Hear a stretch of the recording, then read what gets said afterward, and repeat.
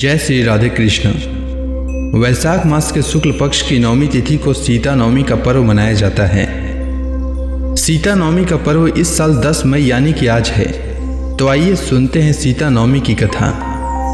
सीता नवमी की पौराणिक कथा के अनुसार मारवाड़ क्षेत्र में एक वेदवादी श्रेष्ठ धर्मधुरीन ब्राह्मण निवास करते थे। उनका नाम देवदत्त था। उन ब्राह्मण की बड़ी सुंदर रूप गर्विता पत्नी थी। उसका नाम शोभना था। ब्राह्मण देवता जीविका के लिए अपने ग्राम से अन्य किसी ग्राम में भिक्षाटन के लिए गए हुए थे। इधर ब्राह्मणी कुसंगत में फंसकर व्यभिचार में प्रवृत्त हो गई। अब तो पूरे गांव में उसके इस निंदित कर्म की चर्चाएं होने लगी, परंतु उस दुष्टा ने गांव ही जलवा दिया। दुष्कर्मों में रत रहने वाली वह दुर्बुद्धि मरी तो उसका अगला जन्म चंडाल के घर में हुआ। पति का त्याग करने से वह चंडालिनी बनी। ग्राम जलाने से उसे भीषण कुष्ठ हो गया तथा व्यभिचार कर्म के कारण वह अंधी भी हो गई। अपने कर्म का फल उसे भोगना ही था।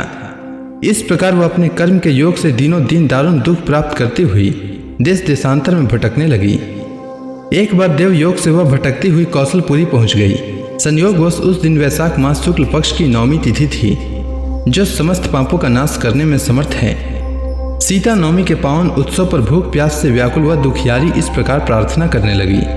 हे सज्जनों, मुझ पर कृपा कर कुछ भोजन सामग्री प्रदान करो, मैं भूख से मर रही हूँ। ऐसा कहती हुई वह स्त्री श्री कनक भवन के सामने बने 1000 पुष्प मंडित स्तंभों से गुजरती हुई उसमें प्रविष्ट हुई।